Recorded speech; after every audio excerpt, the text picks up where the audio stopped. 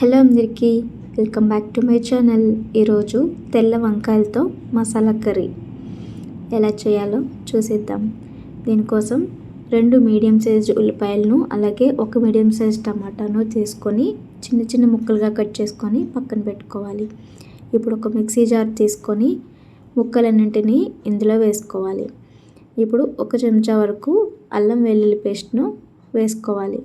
అల్లం వెల్లుల్లి పేస్ట్ లేకపోతే చిన్న అల్లం ముక్కను ఒక 10 వెల్లుల్లి రెబ్బలను వేసుకోవచ్చు. అలాగే 1 స్పూన్ వరకు కారం, కొద్దిగా సాల్ట్ వేసుకోవాలి.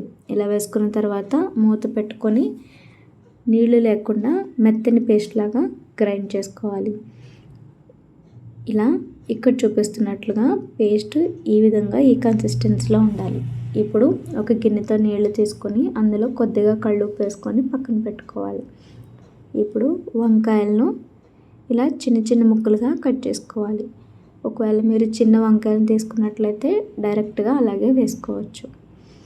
ఇలా వంకాయలన్నింటినీ చిన్న చిన్న ముక్కలుగా కట్ చేసుకొని పక్కన పెట్టుకోవాలి. ఇప్పుడు స్టవ్ ఆన్ చేసి ప్యాన్ పెట్టుకొని ప్యాన్ హీట్ అయిన తర్వాత కొద్దిగా ఆయిల్ వేసుకోవాలి. ఆయిల్ హీట్ అయిన తర్వాత మనం ముందుగా కట్ చేసి పెట్టుకున్న వంకాయ ముక్కలన్నింటినీ ఇందులో వేసుకొని ఒక 5 నిమిషాల పాటు హై ఫ్లేమ్ మీద బాగా కలుపుకోవాలి. ఇప్పుడు కొద్దిగా సాల్టు, 1/2 టీ స్పూన్ వరకు పసుపు వేసి అంతా కలిసేటట్లు ఒకసారి కలుపుకొని మూత పెట్టుకొని 5 నిమిషాలు మీడియం ఫ్లేమ్ మీద మగ్గించుకోవాలి. నిమిషాల తర్వాత ఇలా ముక్కలన్నీ సాఫ్ట్గా అయిపోతాయి.